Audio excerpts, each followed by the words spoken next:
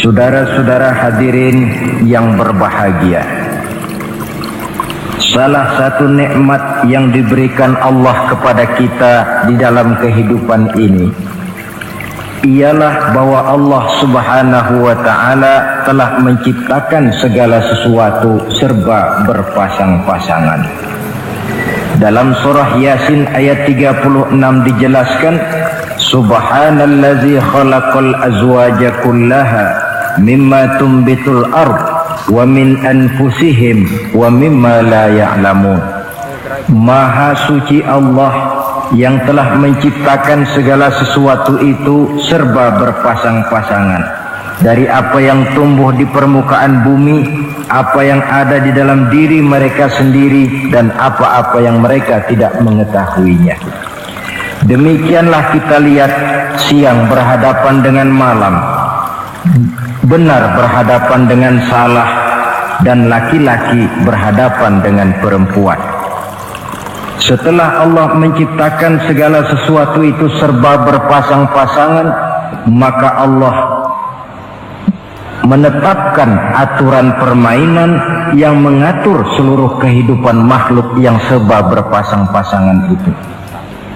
Kita tentu maklum, apapun saja yang kita lakukan dan kita perbuat tanpa ada aturan akan berakhir dengan kekacauan.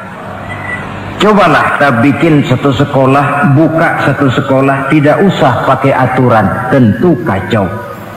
Bikin organisasi tanpa memakai aturan, tentu kacau.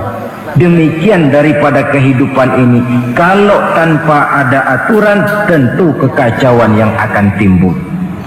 Allah pencipta manusia.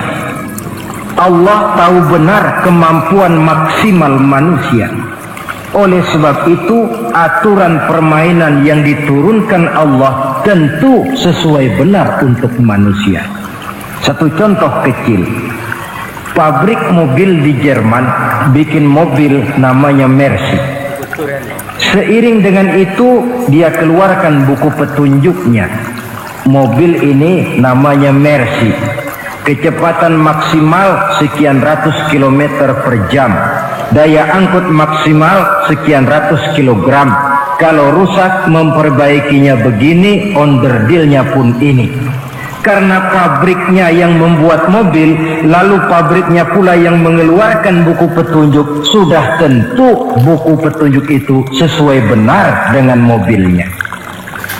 Dan tidak bisa kita punya mobil Mercy rusak lalu kita perbaiki dengan menggunakan buku petunjuk yang dikeluarkan oleh pabrik mobil Toyota misalnya. Jelas mobil bukan tambah baik, malah makin hancur tidak karu-karuan. Kalau manusia menginginkan satu hidup yang baik, tidak ada pilihan lain, dia harus memakai aturan yang diturunkan oleh yang bikin manusia. Dan aturan itu telah turun dalam bentuk agama Islam yang kita cintai ini. Manusia laki-laki dihiasi dengan perasaan senang cinta kepada perempuan. Itu biasa, normal, wajar.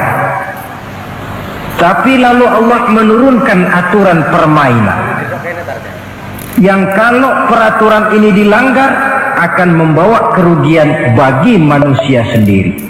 Bahwa laki-laki senang sama perempuan itu normal. Agama membuat aturan silahkan senang, tetapi lewat satu pintu yang disebut nikah. Kalau peraturan ini diabaikan, yang rugi tentu manusia sendiri. Misalnya PLN keluarkan pengumuman, nanti malam mulai jam 6 sampai subuh listrik se-Jakarta mati total. Kita ingat, ini nanti malam saya giliran ronda. Pagi-pagi sudah kita siap beli batu baterai, masukkan ke dalam baterai. Dari sejak kita beli sampai sore itu baterai kita soroti terus. Tentu setelah sore soak batu baterai itu. Datang malam berangkat kita ronda, kalau disoroti lagi kan baterainya sudah nggak terang lagi, sudah sewak. Sebab apa? Belum waktunya sudah disoroti terus. Sekarang kalau ada orang belum masuk pintu pernikahan, nafsu seksualnya diobral terus. Itu kan sama juga belum datang malam, baterainya sudah disoroti terus. Nanti masuk pernikahan, soak. Berhadapan dengan istrinya, barangkali sudah nggak bisa apa-apa, cuma nyengir saja. Yang rugi manusia sendiri. Itulah sebabnya Allah lalu mengatur bahwa laki senang sama perempuan lewat satu pintu yang disebut dengan nikah. Maka pada pertemuan kali ini kita akan bicara tentang nikah dalam Islam. Saya bagi kepada 3 masalah pokok saja. Pertama, pengertian dan kedudukan nikah menurut Islam. Yang kedua, motivasi pernikahan. Karena apa orang itu seharusnya melakukan nikah. Dan yang ketiga, membina rumah tangga bahagia menurut contoh Rasulullah Sallallahu Alaihi Wasallam. Hadirin yang saya hormati, kita mulai dengan yang pertama, pengertian nikah. Dalam kehidupan sehari-hari ada 2 kata yang sering kita gunakan, kawin dan nikah. Kalimat kawin kelihatannya dipergunakan oleh semua makhluk hidup. Lain dengan nikah, ini hanya digunakan khusus untuk manusia muslim. Makanya kita sering dengar orang bilang kucing kawin, ayam kawin, kambing kawin, dan belum pernah kita dengar ada ayam nikah atau kucing nikah. Sebab apa? Nikah ini cuma dipakai oleh makhluk bernama manusia yang muslim. Apa pengertian nikah?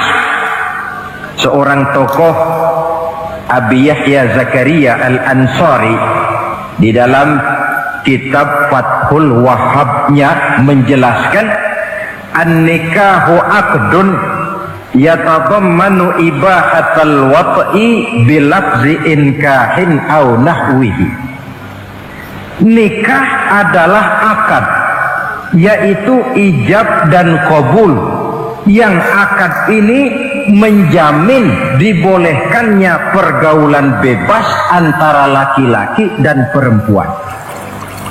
Jadi kalau sementara anak muda kita beranggapan bagaimana Islam ini kolot, masa laki-laki tidak boleh bergaul dengan perempuan, itu anggapan salah. Islam bukan saja tidak melarang, malah menganjurkan laki-laki bergaul dengan perempuan sebebas-bebasnya, sepanjang pergaulan itu bisa dipertanggungjawabkan, baik menurut hukum negara, lebih-lebih menurut hukum agama. Coba orang kalau sudah akad, sudah ijab kabul, ada saksi, ada wali, selesai itu dia masuk ke dalam kamar berdua, bergaul di situ sebebas-bebasnya, itu saya kira 100% halal. Tidak perlu lagi orang curiga, tidak perlu lagi sembunyi-sembunyi. Kenapa? Ini bentuk pergaulan yang bisa dipertanggungjawabkan. Kalau tidak, dengan dalih new morality, kebudayaan modern, lalu melakukan yang disebut free love, free sex, common living, hidup bersama tanpa nikah alias kumpul kebo.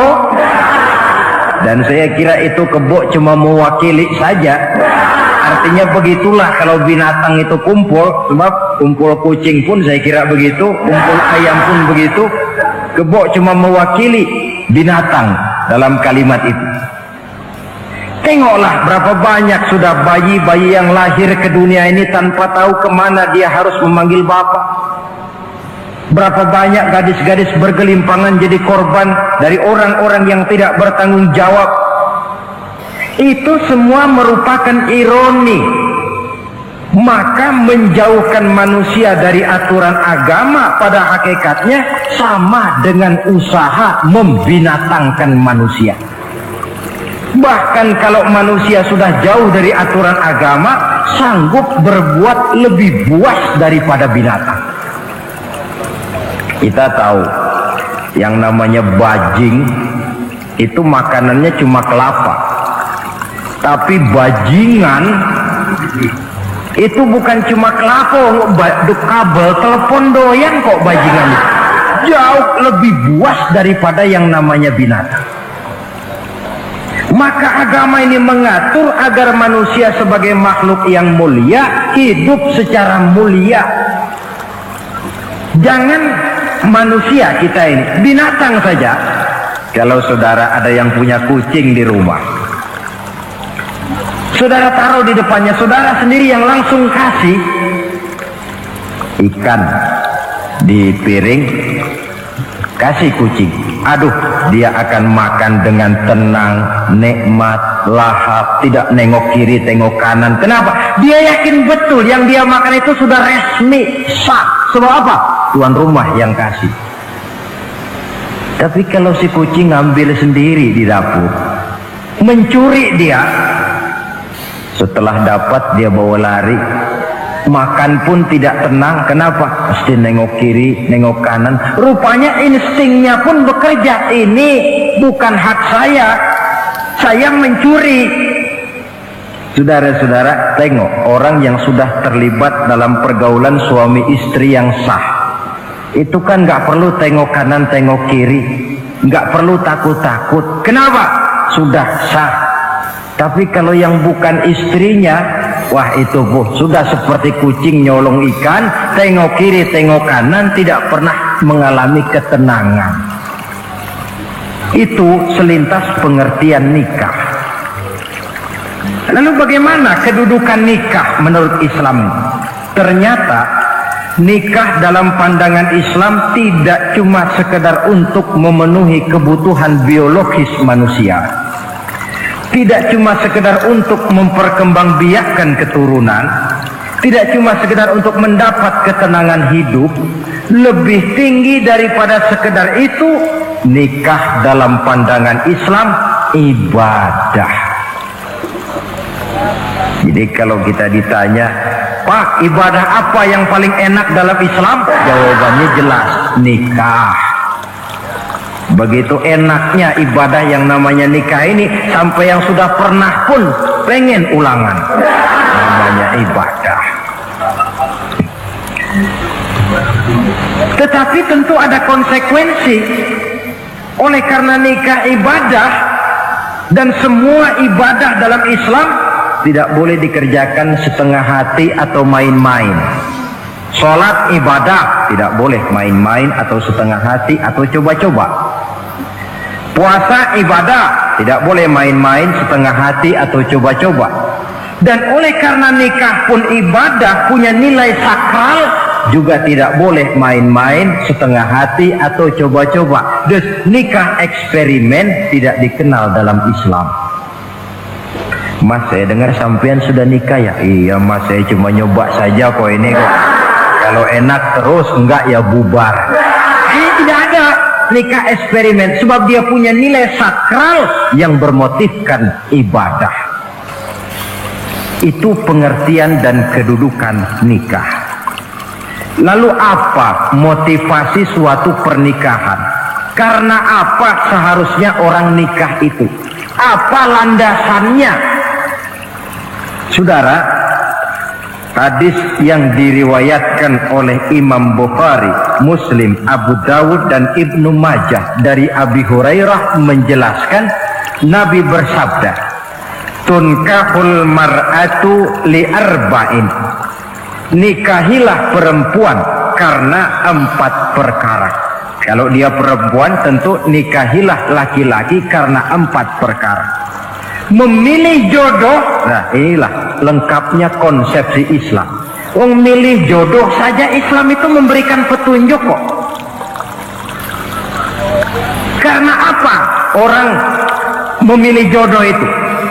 Kata Rasul yang karena 4 faktor. Pertama, lima liha, karena dia orang kaya, cari yang kaya. Yang kedua, lihasabiha, karena dia keturunan orang baik-baik, cari keturunan orang baik-baik. Yang ketiga, lijamaliha, karena dia cantik, cari yang cantik. Dan yang keempat, lidiniha, karena dia orang taat beragama, cari orang yang taat beragama. Kalau berkumpul keempat-empatnya, rasanya surga dunia sudah. Coba lihat, suami mana sih yang tidak bangga punya istri cantik, kaya, keturunan orang baik-baik, lalu taat beragama? Atau istri mana sih yang tidak bangga punya suami ganteng, kaya, keturunan orang baik-baik, dan taat pula beragama?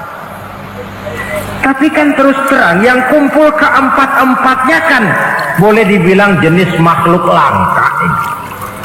Sulit. Kadang-kadang cantik, kaya, akhlaknya kayak setan. Ada saja kurangnya. Oleh karena ada saja kurangnya, lalu Nabi memberikan stressing, penekanan. Fazfar bizatiddin taribat iyadah. Pilih orang yang taat melaksanakan agama, niscaya hidupmu akan berkah. Jadi motivasi suatu pernikahan hendaknya agama. Apa rahasianya? Mari kita lihat. Kalau orang memilih pasangan karena rupa yang cantik semata-mata, silakan, tapi jangan jadi motivasi utama. Kalau rupa yang cantik jadi alasan utama, saya yakin rumah tangga tidak akan tahan lama. Sebab apa? Pertama, yang namanya cantik itu relatif. Artinya bergantung siapa yang memandang. Yang menurut saudara cantik, menurut saya belum tentu cantik. Yang kata saya cantik, menurut saudara barangkali itu yang jelek. Relatif. Saya kalau ditanya orang, Ustadz, siapa perempuan paling cantik di dunia ini? Tentu saja saya jawab istri saya. Apa saudara lalu protes? Salah Ustadz, yang cantik istri saya, bukan istri Ustadz. Saya bilang, masa bodoh saya nggak ngurusi istri sampean. Cantik itu relatif. Sehingga di kalangan para ahli cinta, ahli cinta, sampai sekarang masih jadi perdebatan. Sebenarnya cantik yang bikin orang jatuh cinta, apa cinta yang membuat orang jadi kelihatan cantik? Dua-duanya bisa terjadi. Mungkin karena cantik orang jatuh cinta, dan bisa juga karena sudah kadung cinta orang kelihatannya jadi cantik. Tapi yang jelas cantik relatif. Yang relatif tidak bisa dijadikan sandaran utama. Yang kedua, yang namanya cantik itu temporer, artinya berubah oleh pergeseran masa dan pertukaran waktu. Sekarang dia cantik, of course, sedang sweet 17-an, sedang honeymoon, sedang bulan madu, sedang pengantin baru, tentu saja cantik. Punya dia anak satu, kecantikan mulai menurun. Punya dia anak dua, kulit mulai keriput. Punya dia anak tiga, apalagi tak pandai bersolek, udahlah onderdir mulai pada copot. Kalau rumah tangga didasarkan kepada rupa yang cantik saja, selesailah rumah tangga sampai di situ. Yang ketiga, di atas langit rupanya masih ada langit lagi. Di atas yang kita anggap cantik, rupanya masih ada yang lebih cantik. Kalau cantik yang kita kejar, kita akan jadi petualang yang pindah dari perempuan satu ke perempuan yang lain. Cinta bajak laut namanya. Di mana kapal berlabuh, di sana cinta mendarat. Saudara hadirin yang saya hormati, padahal sate dengan singkong itu kan bedanya cuma di tenggorokan. Kalau sudah masuk ke dalam perut, kenyangnya barangkali sama. Malah barangkali besok pagi kalau keluar lebih bau, lebih tidak enak baunya sate itu daripada singkong. Makanya orang kalau sudah nikah oleh Nabi dipesan, Apabila kamu di jalan melihat perempuan yang membuat kamu kagum, cepat-cepatlah pulang ke rumah. Sebab apa? Sebab yang perempuan cantik di jalan kau lihat itu punya, istrimu juga di rumah punya. Gak percaya cobalah pulang, akurin, sama itu. Silahkan cari yang cantik, tapi jangan dijadikan motivasi utama. Yang kedua, kalau perkawinan pernikahan cuma karena harta, silahkan cari yang kaya. Tapi kan harta itu, kata Imamul Ghazali, al-mal zillun zail, harta bagaikan bayangan. Sore di sebelah barat, tengah hari di tengah, sore pindah ke sebelah timur. Hari ini dia kaya, besok dia bangkrut, roda itu berputar. Kalau harta dijadikan pilihan utama, boleh jadi dalam hidup berumah tangga ada pepatah, ada uang abang disayang, tidak ada uang abang melayang. Artinya pun rumah tangga tidak akan tahan lama. Yang ketiga, kalau karena keturunan, persilahkan cari keturunan yang baik-baik. Namun toh pada akhirnya orang diajarkan bahwa kita ini mau besar atau tidak bukan dengan jalan menyempeng kepada kebesaran orang lain, tetapi ditentukan oleh kepribadian kita sendiri. Sekarang kalau karena agama, Nabi berikan penekanan fazfar bizatid din taribat yadak. Pilih orang yang taat beragama, niscaya hidupmu akan beruntung. Apa rahasianya? Tidak lain rumah tangga Rasulullah Sallallahu Alaihi Wasallam. Yang ini artinya kita sudah masuk kepada bagian ketiga, bagaimana membina rumah tangga bahagia menurut contoh baginda Nabi. Saudara, bagaimana sih rumah tangga Rasul itu? Kelihatan dari dua ucapannya, pendek, singkat, tapi punya pengertian filosofis yang mendalam. Dua kalimat saja beliau bilang tentang rumah tangganya, yaitu baiti jannati, rumah tanggaku laksana surga bagiku. Bayangkan kalau seorang suami sudah mampu berkata macam begitu, bahagia hidupnya. Ini barangkali tantangan buat kita semua. Mampukah kita di rumah tangga berkata semacam perkataan beliau tadi? Baiti jannati, rumah tanggaku laksana surga bagiku. Padahal dari sejarah kita baca, Rasul itu rumahnya kecil, tidurnya di atas pelepah daun korma sampai berbekas di pipinya. Sarapan paginya seteguk zam-zam, sepotong roti, kadang-kadang 3 butir korma. Tempat tidurnya bukan alga spring bed atau Dunlop pillow macam kita punya. Di rumahnya tidak ada mebel spaghetti model yang lagi ngetop-ngetopnya. Entah di tengah rumah macam itu, beliau sanggup berkata, baiti jannati. Kenapa kita yang hidup di zaman di mana fasilitas mestinya lebih menunjang, kok malah banyak yang berkata sebaliknya? Baiti nari, rumah tanggaku laksana neraka bagiku. Padahal dilihat dari segi materi, rumahnya bertingkat, mobilnya serba berkilat, uangnya banyak berlipat-lipat, istri pun cantik memikat, kadangkala boleh jadi jumlahnya 4. Tapi tiap hari kiamat. Kenapa ini? Marilah kita lihat. Ternyata rumah tangga Rasul itu motivasinya tidak lain agama. Agama menuntun suami dan istri masing-masing untuk tahu kewajiban dan tahu haknya. Kalau kewajiban sudah dilaksanakan, lalu hak diberikan, akan timbul pengertian, understanding. Kalau sudah ada saling pengertian, akan timbul ketenangan, feeling of security. Dan ketenangan tangga utama untuk mencapai yang disebut bahagia. Itu sebabnya hakikatnya membicarakan rumah tangga yang berdasarkan agama tidak lain adalah bagaimana seharusnya seorang suami melaksanakan kewajibannya dan seorang istri melaksanakan tugasnya. Artinya kewajiban suami itu apa? Kewajiban istri itu apa? Kewajiban istri hak suami, kewajiban suami hak untuk istrinya menurut tuntunan dan tuntutan agama.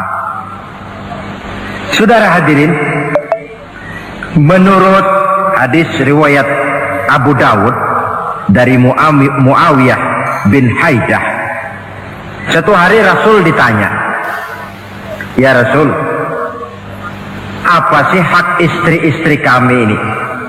Artinya kewajiban kami sebagai suami ini apa? Rasul menjawab, pertama, antat'amaha iza ta'imta, kau beri istrimu makan sebagaimana engkau makan. Saudara hadirin, tetapi seorang istri pun kalau sudah diberikan nafkah oleh suaminya untuk mengatur makanan, dia harus pandai mengaturnya dengan sebaik-baiknya. Menu yang teratur, gizi yang lengkap, dan saya kira yang namanya 4 sehat 5 sempurna itu kan tidak berarti bahwa hidup ini harus serba mewah, tidak. Yang penting ada variasi sehingga tidak merangsang suami untuk makan di luar. Jangan misalnya tahu suaminya senang jengkol lalu tiap hari saja jengkol, itu kan bisa kejengkolan. Dengan demikian, masalah yang kelihatannya sepele tetapi yang sebenarnya bisa menjaga keharmonisan atau malah keretakan rumah tangga harus kita perhatikan dengan sebaik-baiknya. Suami memberikan nafkah, dari jumlah itu 60% lari ke kredit, 40% lari ke dapur.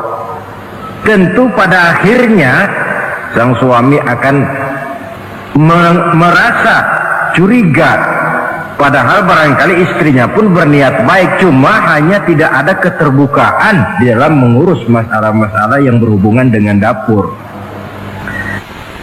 Inilah kewajiban yang pertama dari seorang suami, kewajiban yang menyangkut masalah pangan.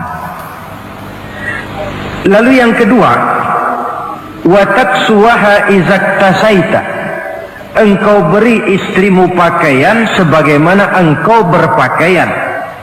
Suami yang adil, pakaian yang dia pakai sama harganya dengan yang dibelikan untuk istrinya, kecuali tentu kalau istrinya ridho. Zalim seorang suami jikalau untuk dia misalnya dia beli pakaian yang mahal-mahal, jasnya dia pakai Switzerland wool, sarungnya Samarinda, kalau dia pakai sepatu belilah sepatunya, sementara istrinya cuma pakai kain belacu saja. Kenapa mesti begitu? Sebab saudara hadirin, istri kita sebenarnya adalah bagian daripada hidup kita. Baik dia dilihat orang, baik juga kita disebut orang. Jelek dia dipandang orang, tentu jelek juga nama kita disebut orang. Apalagi hidup bermasyarakat, kadang-kadang mulut usil itu kan sudah banyak macam ragamnya. Itu siapa sih perempuan yang jalan? Kenapa? Itu pakaian yang tidak dipakai sih tidak mahal, cuma pakaiannya serasi, pantas, enak dilihat. Oh, terang saja dia kan istrinya si Miun. Nah, Miun yang sedang tidur barangkali tidak tahu apa-apa mendapat sebutan baik. Cobalah kalau istri kita semaunya saja, orang akan bilang, ah itu perempuan, kenapa saya gerah melihatnya, mau ke pasar cuma pakai kutang saja. Tentu suami pun akan mendapat sebutan yang tidak baik. Cuma sang istri kalau sudah dibelikan pakaian oleh suami, termasuk alat-alat kecantikan di dalamnya, pakaian itu tentu dipakai, niat pertama adalah untuk menyenangkan hati suami. Seorang istri yang memakai bedak untuk menyenangkan suami, misalnya tiap polesan bedak ada pahalanya. Dia pakai lipstik untuk menyenangkan hati suaminya, tiap goresan lipstik ada pahalanya, bernilai ibadah. Ini kewajiban yang kedua. Yang ketiga, wala tadribil wajha. Kalau marah jangan memukul muka. Maksudnya apa ini? Kewajiban memberikan perlindungan, sehingga si istri merasa ada tempat dia mengadu, ada tempat dia melarikan persoalan, ada tempat dia bergantung. Kalau marah jangan memukul muka, dan memukul itu pun upaya terakhir. Kalau tidak bisa dengan kata yang lemah lembut, agak sedikit keras katanya. Kalau dengan kata yang keras tidak juga bisa pisah tempat tidur. Kalau memang tidak bisa juga dengan pukulan yang tujuannya bukan untuk menyakiti, tetapi untuk mendidik. Allah tadribal wajha. Kalau marah jangan memukul muka, dan memukul pun bukan jalan pertama, tapi upaya terakhir dengan tujuan bukan untuk menyakiti, tapi untuk mendidik sang istri. Kewajiban untuk memberikan perlindungan. Yang keempat, wala tuqabbih. Jangan memburuk-burukan istrinya. Kewajiban menjaga nama baik. Sebab apa? Dalam satu bahasa yang indah, Al-Quran menjelaskan bahwa suami istri itu laksana pakaian. Hunna libasul lakum wa antum libasun lahunna. Istri pakaian untuk suami, suami pakaian untuk istri. Lihatlah alangkah indah gaya bahasa Al-Quran ini. Diibaratkannya suami istri seperti pakaian. Apa fungsi pakaian? Pertama, pakaian itu kan jadi kebanggaan. Saya bangga memakai baju seperti ini, saudara bangga memakai baju yang saudara pakai.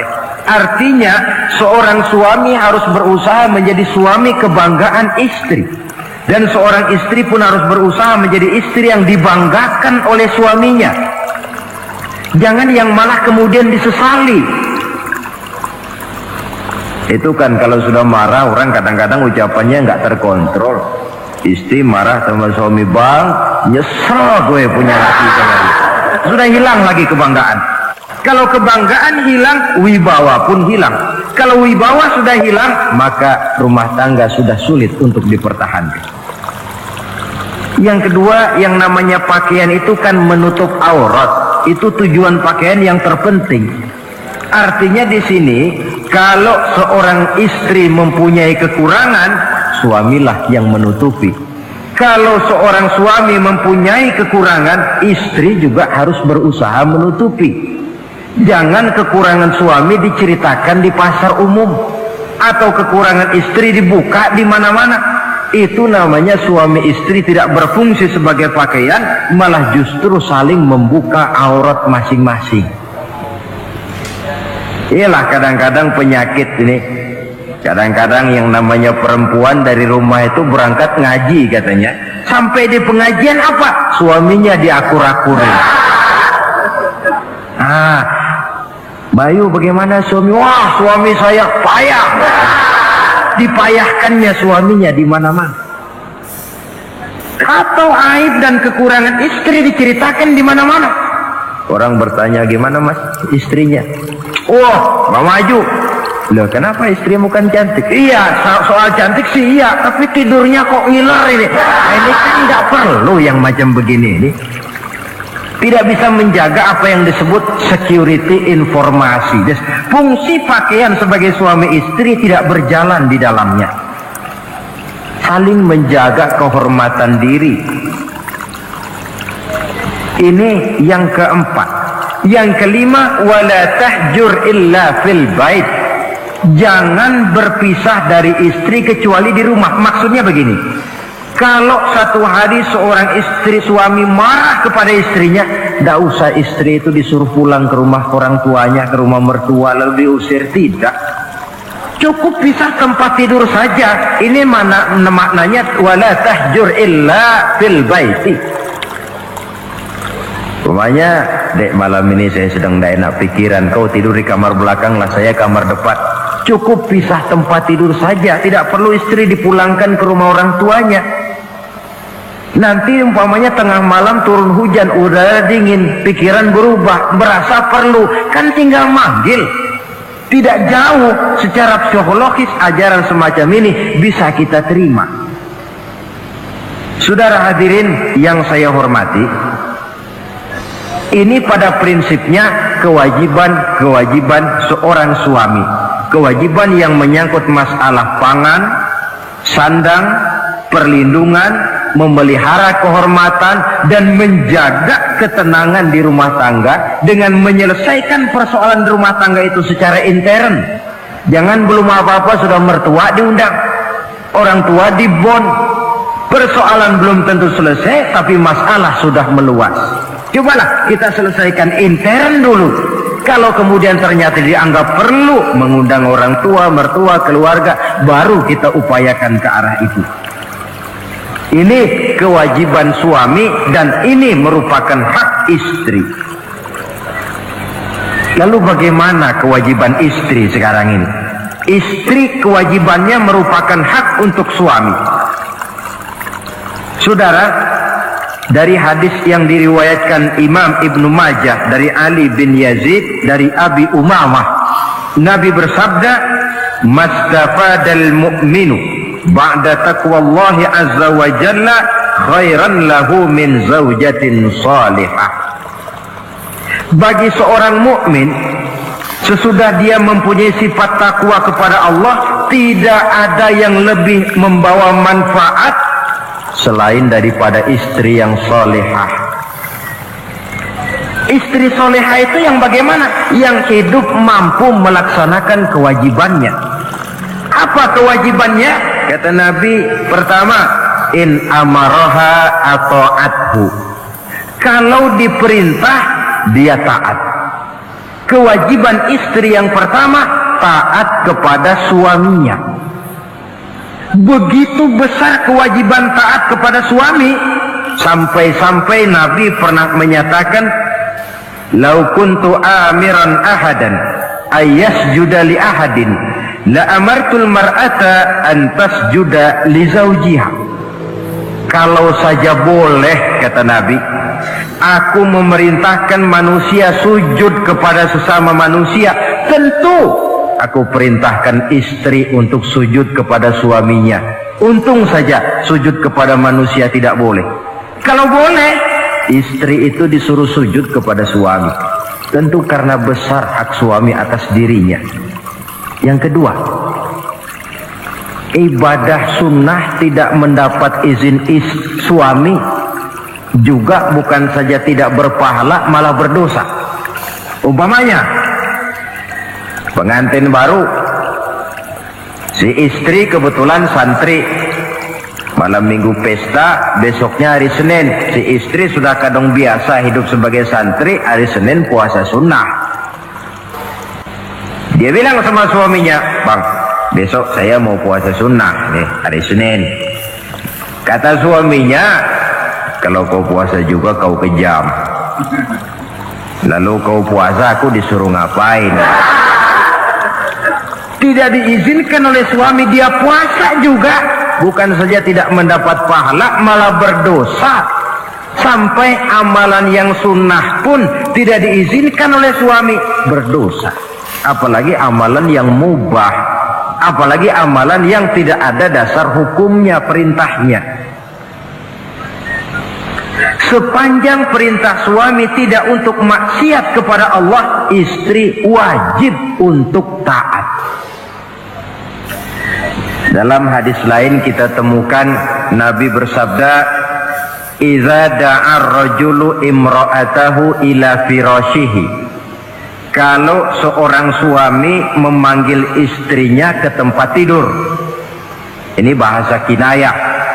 Manggil ke tempat tidur kan tentu nggak perlu penjelasan. Masa mau nyambal di tempat tidur kan enggak. Fa'abat, si istri tidak mau. Lantaran istri tidak mau, suami jengkel. Fabata ghadbana 'alaiha. Sampai dalam jengkelnya tidur.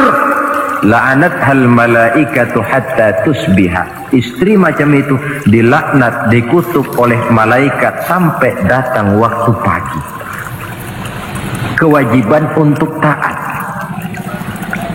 Namun sebaliknya, seorang suami pun jangan mentang-mentang istri wajib taat lalu overacting.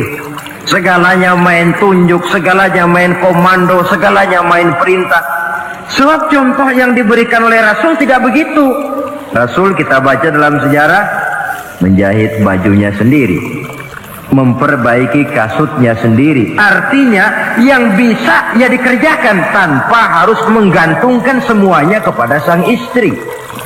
Kewajiban untuk taat. Nah, penutup tentang taat ini ada sebuah hadis pula di mana baginda Nabi bersabda, ayyumma imra'atin matat wa zawjuha anha radin dakhalatil jannah. Kalau seorang perempuan meninggal dunia, suaminya ridho kepadanya, maka perempuan itu akan masuk surga. Artinya, kalau seorang istri meninggal, ya dia tukang ngaji, ya tukang sholat, ya suka puasa, ya gemar sedekah, tapi meninggal suaminya tidak ridho, pintu surga belum dibukakan sampai suaminya ridho kepadanya. Ini menggambarkan tentang besarnya kewajiban taat seorang istri kepada suaminya. Ini kewajiban pertama. Lalu kewajiban yang kedua, kata Nabi, wa in nazara ilaiha sarrathu. Kalau dipandang oleh suaminya, dia pandai menggembirakan, menyenangkan hati suaminya. Menjadi istri yang pandai menyenangkan hati suami. Siapa contohnya? Kita lihat misalnya istri Nabi, diantaranya Sayyidatuna Khadijah radhiyallahu anha. Ketika Nabi pertama kali menerima wahyu berhadapan dengan malaikat Jibril, beliau kembali ke rumah dengan tubuh gemetar. Setibanya di rumah beliau berkata, "Zammiluni ya Khadijah." Khadijah, selimuti saya. Kenapa bang? Barusan datang malaikat Jibril, dia katakan begini-begini, saya khawatir Khadijah. Khadijah tahu suaminya sedang gelisah. Sebagai istri yang bijak beliau tampil, apa katanya? Kalla ma yukhzikallahu abada. Tidak apa-apa bang, jangan khawatir, Allah tidak akan menyusahkan abang buat selamanya. Ini istri yang pandai menyenangkan hati suami. Suami pulang dagang dari pasar, rugi. Istri tampil. Itulah bang, romantikanya dagang. Masa selamanya saja untung sekali-sekali lah, rugi. Si suami kan tidak terlalu pusing kepalanya. Jangan sudah di pasar rugi, sampai rumah istri pidato, peletar-peletor macam petasan. Dasar suami goblok, dagang saja rugi. Sudahlah di pasar rugi, sampai ke rumah digoblok-goblokin. Itu nanti suami kan bisa kena penyakit yang disebut broken home. Penyakit nggak betah di rumah. Seorang istri kalau suami sudah kena penyakit tidak betah di rumah, itu mesti siap-siap mental untuk dimadu. Nah, jadi kalau tidak dimadu bagaimana? Berusaha bikin betah suami di rumah. Suami pulang kantor jam 2, setengah 2 dandan, kalau perlu setel habis. Kalau perlu kelihatan suami akan datang, bukakan pintu, sambut dengan senyum. Apalagi kalau senyumnya Pepsodent. Saya kira suami bagaimanapun lelahnya, peras keringat, banting tulang, pulang mencari nafkah, kalau kembali di rumah disambut dengan senyum, hilang capeknya. Tapi bayangkan, sudahlah di kantor capek, peras keringat, banting tulang, sampai pula di rumah yang nyambut cuka sama kukusan. Udah asem, monyong. Suami mana yang kerasan tinggal di rumah? Menjadi istri yang pandai menggembirakan, menyenangkan hati suaminya. Bahkan diizinkan bohong untuk menyenangkan hati suami. Umpamanya, suami kebetulan habis obyeknya gol, karena ingin menyenangkan istri, mampir di pasar beli kain batik. Si suami tidak tahu bagaimana kain batik yang bagus, beli saja sembarangan. Sudah kainnya kasar, warnanya norak, harganya yang mestinya murah jadi mahal, dibawa pakaian itu pulang. Istri lihat dan tahu kalau ini batik jelek, norak, kasar, harganya pun murah, tapi dia ingin menyenangkan hati suaminya. Suaminya tanya, bagaimana dek kain batik ini? Waduh bang, bagus betul kain ini. Pinter benar abang milih warna ini. Emang yang kayak begini ini bang, coba lihat tetangga kita mana ada yang pakai kain kayak begini. Ya memang gak ada, jelek. Suami senang tentu. Lalu kain itu oleh istrinya, ngaji dipakai, keundangan dipakai, tidur dipakai, masak dipakai, nyuci pun dipakai. Suami makin bangga, wah kain yang saya beliin dipakai terus ini. Lain pula istrinya, dalam hati dia berpikir, biarin deh gue pakai terus biar cepet hancur, nggak ada urusan. Coba kalau waktu itu si istri jujur, dasar laki goblok, beli kain kayak begini, sana pulangin. Nah, mungkin suami yang sudah payah-payah mau menyenangkan hati istrinya malah berbalik pikirannya. Saudara hadirin, ini kelihatannya penting untuk menjaga suasana keharmonisan di dalam kehidupan berumah tangga. Begitu pula pengertian seorang suami. Rasul pernah pulang dari masjid agak larut malam, rupanya banyak orang bertanya. Ketuk pintu, assalamualaikum, sampai 3 kali tidak dibukakan pintu. Rupanya Aisyah lelap benar tidurnya. Rasul sadar beliau pulang kemalaman dan tahu istrinya capek bekerja di waktu siang. Ashraful anbiya wal mursalin ini menghormati istrinya. Salam 3 kali tak dibukakan pintu, bukan marah, malah gelar sorban di depan pintu. Di situ beliau tidur. Tengah malam Aisyah mau sholat, buka pintu, terkejut lihat suaminya tidur di depan pintu. Dibangunkan. Begitu dibangunkan, Rasul lebih dahulu berkata, Aisyah, maafkan saya pulang terlambat memang sebab banyak yang bertanya di masjid. Sudahlah tidur di depan pintu, begitu dibukakan beliau dulu yang minta maaf. Sulit jadi suami semacam ini. Yang enak kalau sudah nggak dibukain pintu, istri kepulesan, lalu sekali buka pintu kan yang enak kita tunjuk jidatnya, lo tidur kayak kebok ya.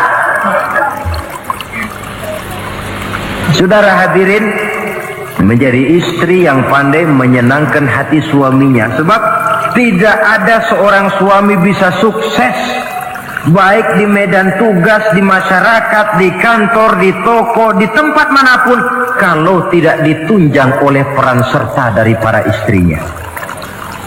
Karena itulah perempuan walaupun peranannya tidak begitu kelihatan, sebenarnya sangat menentukan. Seorang suami yang jujur, polos, lugu, sederhana, sanggup menjadi koruptor ulung karena didorong-dorong oleh istrinya. Merangsang ketamakan suami. Istri dibakar oleh tetangganya. Bang, kenapa?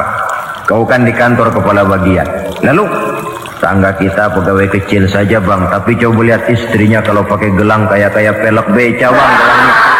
Kau kepala bagian gak bisa beliin saya macam gitu, kepala bagian goblok. Lalu bagaimana bu, gaji saya kan sudah jelas segitu. Iya, kamu kan kepala bagian. Apaan kayak di kantor sabet.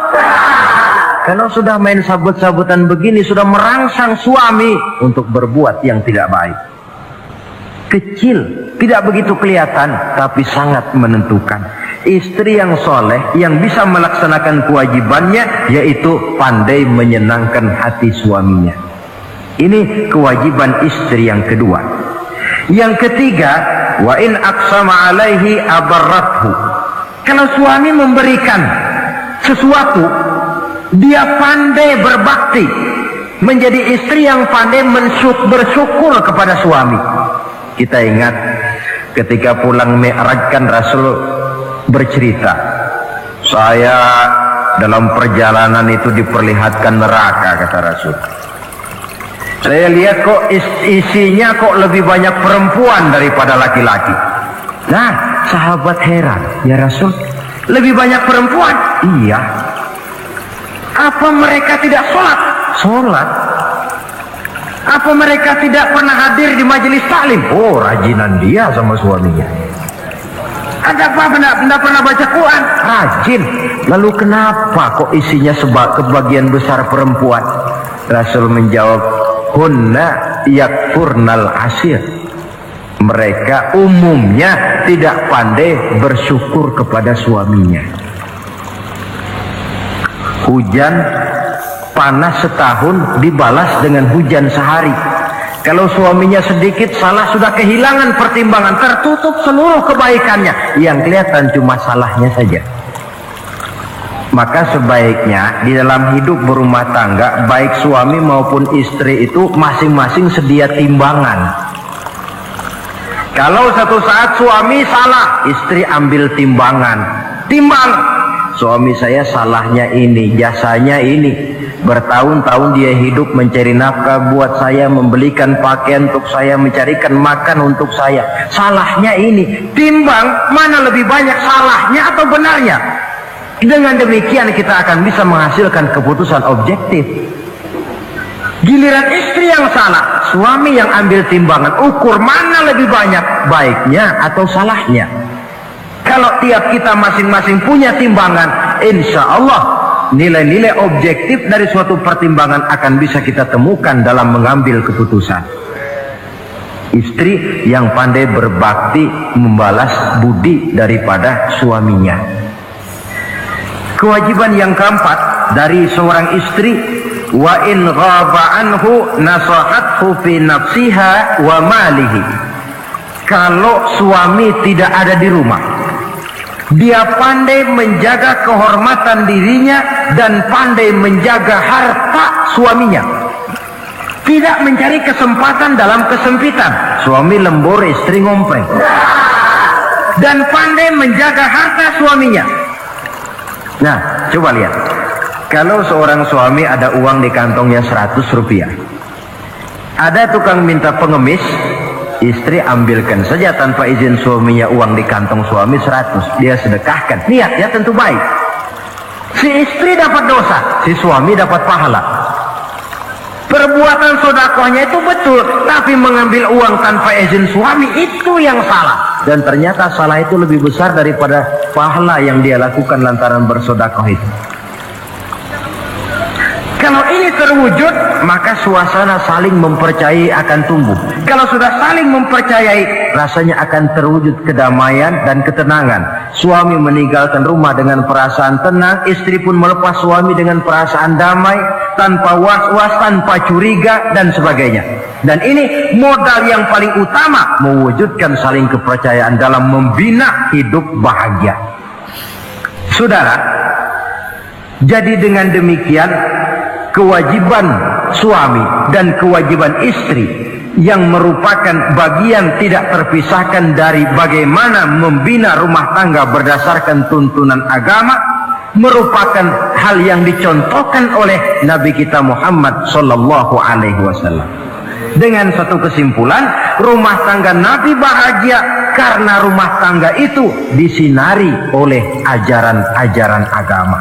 Sehingga timbul saling pengertian membawa kepada ketenangan, dan ketenangan sesungguhnya tangga utama mencapai rumah tangga bahagia.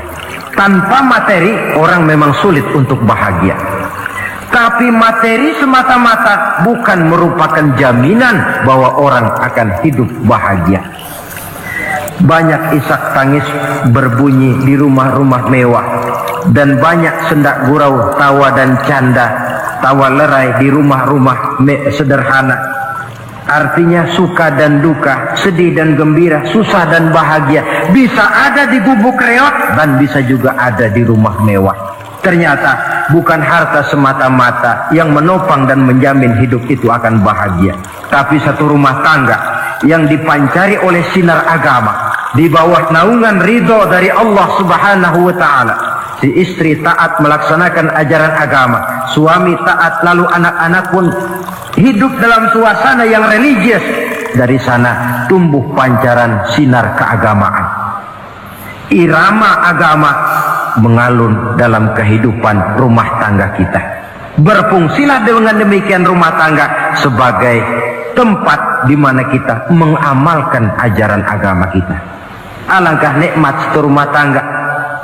Istri ahli ibadah, suami pun ahli ibadah, anak-anak pun terbiasa oleh lingkungan untuk hidup melaksanakan suatu ibadah.